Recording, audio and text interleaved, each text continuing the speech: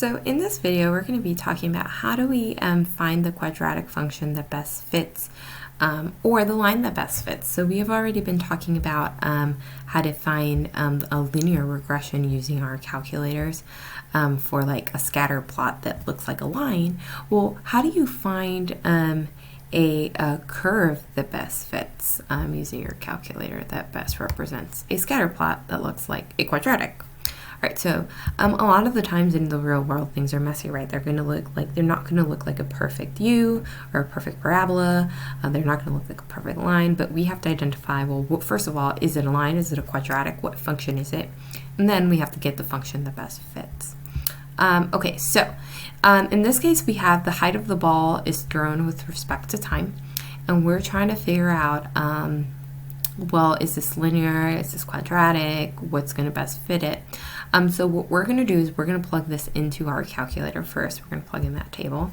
Let's go ahead and look here what we have. So the first thing you need to do is you need to go to stats, and then you need to press enter to edit, and we're going to put in our table. If you have anything written on here, you should go up here and press clear and then down, and it's going to erase anything that you have in there. So first we're going to put in 1, then enter, 1, enter, 1.5, enter, and then 2, enter, and then we're going to put our y's, which are 8, enter, then you got to put 66, enter, 70, press enter, and then 60, enter. Again, then after that, we're going to come here to stat. We're going to go to calculate, and first we're going to figure out, well, what is the line that best fits this? Is this even a line? It's looking like this, and we're going to go to calculate. Notice my R value does show. If your R value does not show, you got to come to mode, and you got to make sure that when you go to stat diagnostics, this is on. So just make sure it's on. Well, okay. So now let's go back here. So again, we went to stat, we went to calc, we went to number 4 to figure out the line of best fit, and basically what happened here, I'm going to just write it on there, is we got an R value of 0.89. So my linear R value is 0.829, which is not that weak.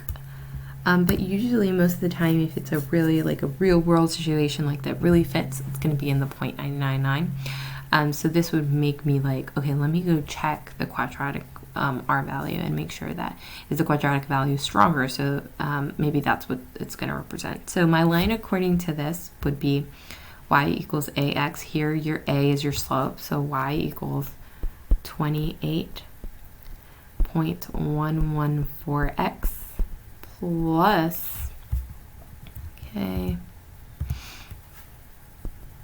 plus my y-intercept here is 19.371.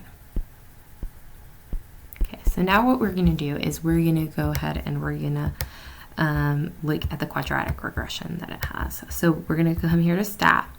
We're going to go to calculate, but instead of number 4, we're going to come here to quad reg. Obviously, there's other functions as well. When you get to algebra 2, you'll like know what those are, but right now we've only done quadratic and linear. And then go ahead and press calculate.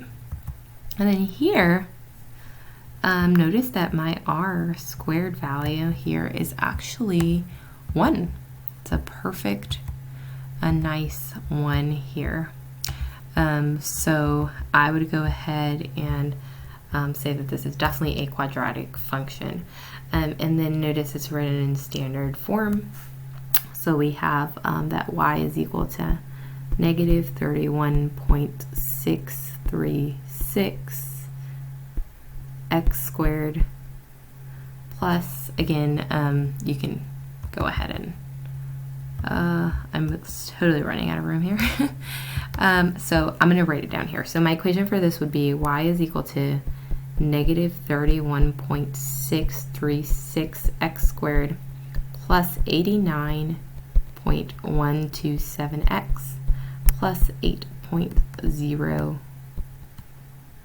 0.73. So again, all I did was I put my A, my B, and my C value here. So that's going to give me my quadratic equation for here. And obviously the R value for the quadratic is a lot higher, so this is a quadratic. And this is a quadratic regression, and so we're going to use our equation that we got here on our quadratic regression to find the estimate, the best fits. Okay, so what is the best estimate for the time it takes after the ball is thrown to hit the ground? So again, we're looking for when we get out a 0. Now this is not going to be very fun to factor, obviously, because of all of the decimals. So what I suggest is just go ahead and graph it and look at what that's going to look like. Check when it does equal 0. What is the other 0? So let's go ahead. I have decimals right here. Let's go ahead and graph that. So I'm going to have negative 31.636 x squared plus 89.127x plus 8.073. Okay, so start right here, and then when would it hit the ground? Well, about 2.9 seconds afterwards. So if we look here, let me just make sure it says, so it didn't really say time, but if it did say time, I would say, but it's going to take about 2.9, and I'm going to say that this is seconds.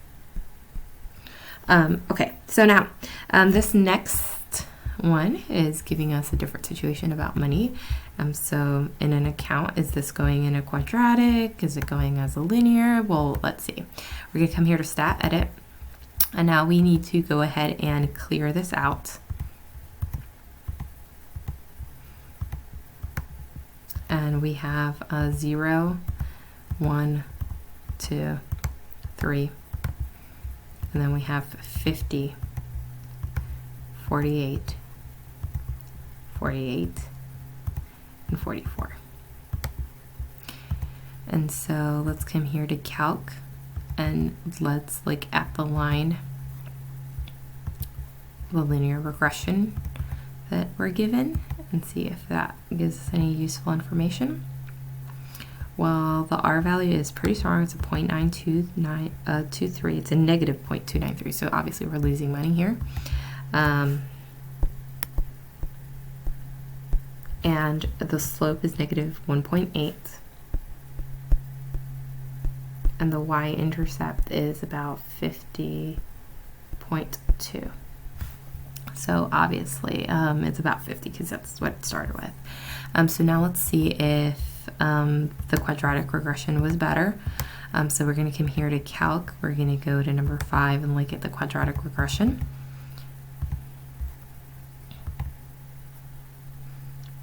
And so here we have a 9.905. So maybe, you know, it's trying to resemble a curve that's going to look like this, but definitely this R value is a lot better, and it's a lot more consistent with what's looking like what's happening with the money. So we're going to say this is linear, and then the question is how much money will be left in the account for 5 days. So obviously you can definitely graph it, or what we can do is we can just go ahead and we can plug in 5 to our equation right here instead of graphing it. So if I have a negative 1.8